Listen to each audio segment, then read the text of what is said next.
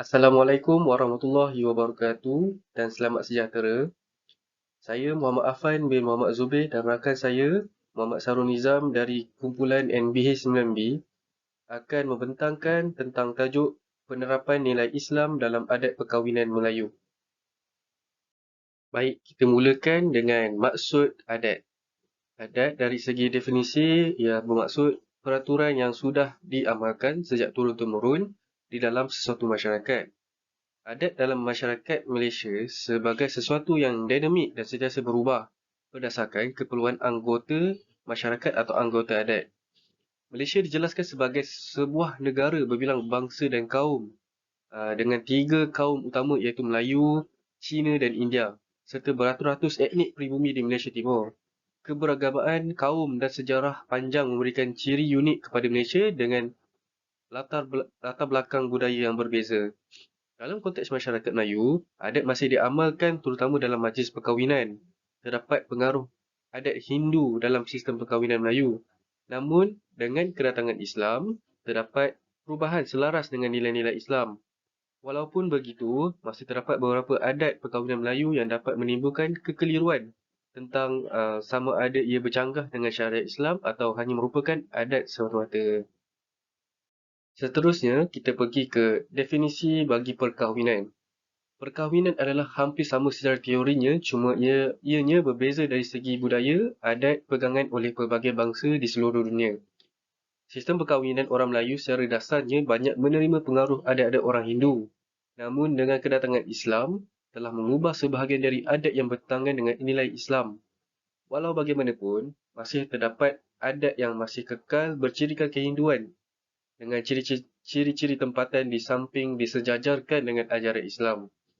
Namun, keadaan tersebut menimbulkan kekeliruan dalam kalangan generasi muda, khususnya bagi mereka yang hendak berumah tangga. Pada umumnya, adat adalah suatu perbuatan atau perlakuan menurut kebiasaan masyarakat atau bangsa yang berkenaan. Melakukan atau menyempurnakan adat harus mengikut cara-cara atau susunan yang tertentu. Adat menurut Kamus Dewan bermaksud suatu peraturan yang diamalkan secara turun-temurun di dalam masyarakat sehingga menjadi hukum dan peraturan yang harus dipatuhi. Kaedah metodologi yang digunakan dalam kajian ini berdasarkan sumber sekunder seperti artikel jurnal ilmiah serta menggunakan bahan bacaan seperti buku, keratan akhbar. Teknik ini digunakan khusus untuk mendapatkan bahan-bahan bertulis untuk memantapkan kajian ini. Justru itu, data-data yang diperolehi akan dianalisis dengan menggunakan dapatan kajian lepas seperti tesis. Kaedah ini akan menerangkan kepada hasil terbaik dalam penyelidikan. Antara permasalahan kajian iaitu pertama, mengenal pasti beberapa adat perkahwinan orang Melayu dengan nilai-nilai Islam seperti adat merisik dan bertunang, akad nikah, mas kahwin dan sebagainya. Kedua iaitu mengenal pasti bahawa terdapat beberapa adat perkahwinan orang Melayu yang bercanggah dengan ajaran Islam. Yang ketiga ialah mengenal pasti beberapa cadangan bagaimana unsur-unsur adat Melayu khususnya dalam adat perkahwinan mampu disejajarkan dengan nilai-nilai Islam dan menjadi panduan kepada masyarakat.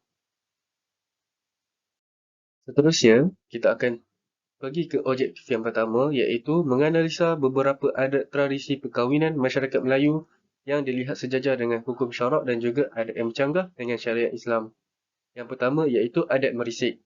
Pada peringkat awal, sebelum masuk ke alam perkahwinan di dalam adat Melayu, merisik merupakan langkah pertama di antara kedua belah pihak. Tujuan adat merisik ini adalah untuk mengetahui status seseorang gadis atau calon pilihan sama ada telah berpunya ataupun tidak dan dapat mengenal calon pilihan dengan lebih dekat. Kebiasaan adat Melayu, pihak lelaki yang diwakili ahli keluarga yang akan berkunjung ke kediaman pihak calon perempuan. Selain untuk tujuan mengetahui status gadis tersebut, adat merisik ini juga berperanan untuk menyelidik latar belakang calon tersebut dari segi paras rupa, akhlak, tahap pendidikan dan sebagainya. Dalam Islam, melihat bakal calon pasangan adalah sunat.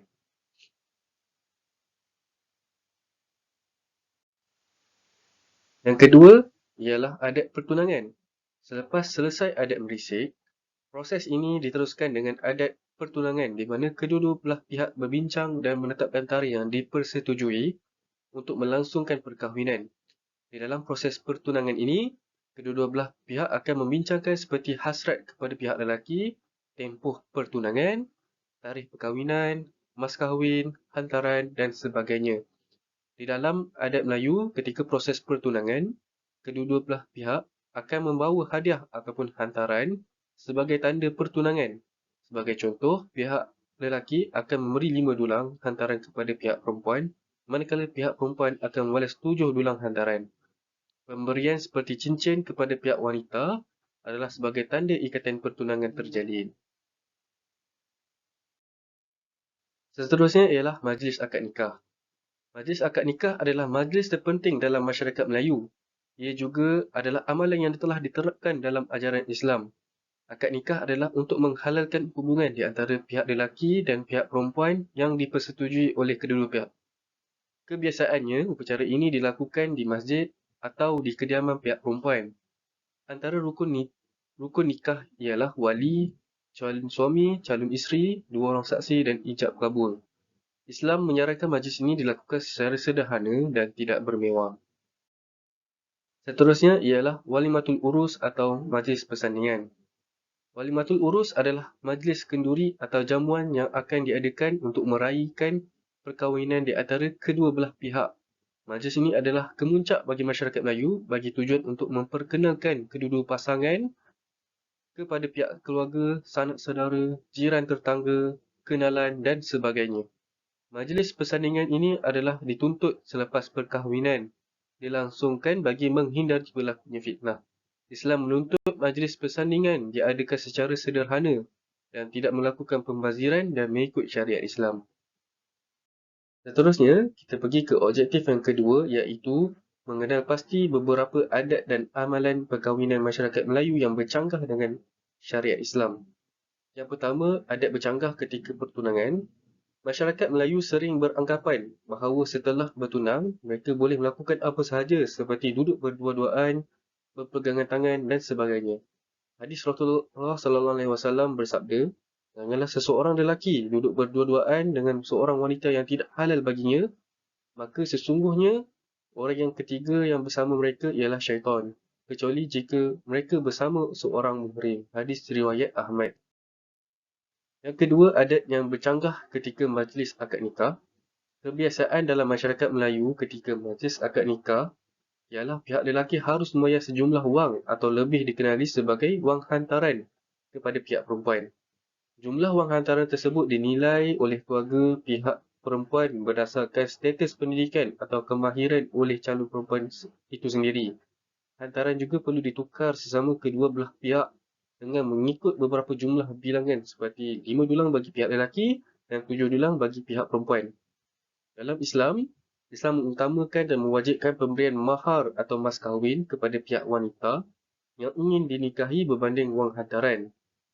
Mas kahwin di Malaysia telah ditetapkan mengikut pejabat agama mengikut negeri masing-masing. Mas kahwin tidak semestinya dalam bentuk wang, ia juga boleh dalam bentuk barangan dan merupakan salah satu rukun penting syarat sah nikah. Sabda Rasulullah SAW, carilah untuk dijadikan mas kahwin walaupun sebentuk cincin yang diperbuat daripada besi. Hadis riwayat Bukhari. Allah juga berfirman dalam surah An-Nisa, berikanlah mas kahwin kepada wanita sebagai pemberian dengan penuh kerelaan. Seterusnya ialah adat bercanggah ketika bersanding dan kenduri kahwin. Adat bersanding bagi masyarakat Melayu di Malaysia banyak mengambil unsur-unsur dan pengaruh kepercayaan Hindu sejak bertahun lama lagi. Antara adat yang masih dilakukan pada masa kini, antaranya ialah menabur beras kunyit, adat merenjis, menepung tawar, berandam dan lain-lain lagi. Yang masih kita boleh lihat sendiri dan dianggap hanya adat semata-mata tanpa melibatkan akidah dan kepercayaan seperti contoh adat merenjis dan menepung tawar. Ianya dianggap seperti adat untuk menghormati dan menyambut kedua-dua pasangan pengantin tersebut. Begitu juga dengan pemakaian inai bagi pihak lelaki. Kebanyakan jabatan agama di setiap negeri di Malaysia menjatuhkan hukum haram bagi pemakaian inai bagi pihak lelaki kerana ianya dianggap sebagai perhiasan yang menyerupai seorang wanita. Walimah yang bermaksud kenduri dan diadakan oleh kedua-dua pihak pengantin. Kebiasaannya, kenduri kahwin adalah yang dinantikan oleh masyarakat Melayu yang bertujuan untuk menghebahkan pasangan tersebut kepada umum. Ianya digalakkan dalam Islam untuk memberitahu kepada masyarakat. Walimah menjadi bercanggah dengan penerapan nilai-nilai Islam apabila ia dilakukan secara besar-besaran dan berlakunya pembaziran, terutamanya pemakanan. Di dalam Al-Quran, Allah menyatakan bahawa orang yang membazir adalah saudara syaitan. Islam mengajar kita untuk lebih bersederhana dan mengikut kemampuan masing-masing ketika berbelanja. Idea tentang cara adat Melayu, terutamanya adat perkahwinan, boleh disejajarkan dengan nilai Islam dan menjadi panduan pada masyarakat. Poin yang pertama, pendedahan terperinci semasa kursus perkahwinan. Pasangan pengantin hendaklah diberikan pendedahan serta makluman yang lengkap berhubung adat-adat perkahwinan semasa mereka menghadirkan diri ke kursus perkahwinan. Kursus ini dapat memberikan pendedahan yang khusus berkaitan adat perkahwinan serta dapat menghindarkan dari pencanggahan dengan agama Islam. Poin yang kedua, peranan pihak media. Peranan pihak media perlulah memainkan peranan tidak membesarkan mengenai kahwin yang hebat dan mewah. Ia kerana dapat mempengaruhi masyarakat untuk mengikuti mengadakan majlis yang mewah dan gemilang. Pihak media hendaklah memainkan peranan yang besar untuk mempromosikan perkahwinan yang serba sederhana dan tidak membebankan kedua belah pihak, serta dapat mengikut perkahwinan yang dianjurkan di dalam agama Islam. Poin yang ketiga, menjadikan Rasulullah sebagai contoh. Menjadikan Rasulullah SAW sebagai contoh pada asas pembinaan rumah tangga yang adil, harmoni serta penyayang agar dapat memperolehi kejayaan di dunia dan akhirat. Poin yang keempat, tidak terikut dengan budaya yang bercanggah dengan ajaran Islam. Upacara-upacara yang diambil dari budaya asing yang bercanggah dengan ajaran agama Islam hendaklah ditinggalkan bagi mengelakkan kekeliruan kepada orang muda yang hendak berkahwin. Ini kerana zaman ini pengaruh budaya asing yang bertentangan dengan ajaran Islam berluasa dan senang diikuti orang-orang muda apabila hendak berkahwin dan mendirikan rumah tangga. Selagi mana adat masyarakat Melayu dalam perkahwinan tidak bertentangan dengan ajaran Islam, maka ia dibenarkan untuk dilaksanakan dalam perkahwinan. Jangan sampai sesuatu adat atau ikutan dalam perkahwinan memudaratkan seperti kos suatu majlis perkahwinan yang sangat tinggi hingga menyebabkan ramai pasangan menangguhkan untuk melakukan majlis perkahwinan. Dan poin yang terakhir, pendedahan dari awal remaja.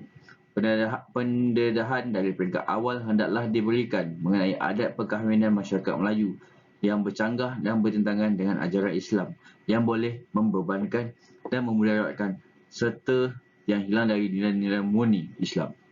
Perkara ini wajar diperingatkan di setiap peringkat umur agar menjadi panduan supaya masyarakat Melayu mengikuti panduan ajaran Islam. Kesimpulan, Islam bukan sesuatu agama yang memberikan bebanan dan keberatan kepada penganutnya. Malah, ia memberikan kemudahan dan keringanan kepada setiap penganutnya. Ajaran agama Islam yang bersifat fleksibel tidak menghalang mana-mana umat dan penganutnya serta dunia untuk mengamalkan adat istiadat turun-temurun selagi mana ia tidak melanggar dan bercanggah dengan prinsip-prinsip ajaran Islam yang sebenar. Jika setiap orang melihat sesebuah perkahwinan itu sebagai sunnah Nabi SAW yang dianjurkan dalam Islam, maka setiap orang hendaklah memudahkan urusan perkahwinan itu. Tidak akan tercapai sunnah Nabi SAW ini jika adat dan istiadat masyarakat yang membebankan serta tidak memberikan apa-apa kelebihan kepada agama dan bangsa. Setiap perkara yang berbentuk maksiat dan kepercayaan karut dalam adat hendaklah kita ketepikan yang boleh menyebabkan akidah tercemar dan lari dari ajaran agama Islam. Adat-adat yang bertentangan ajaran Islam hendaklah kita tinggalkan dan ketepikan agar golongan muda tidak terikut dengan kepercayaan yang diamalkan sejak turun-temurun. Justru itu, golongan muda hendaklah memainkan langkah proaktif bagi mengurak perubahan supaya golongan muda berada di landasan yang betul mengikut ajaran agama Islam.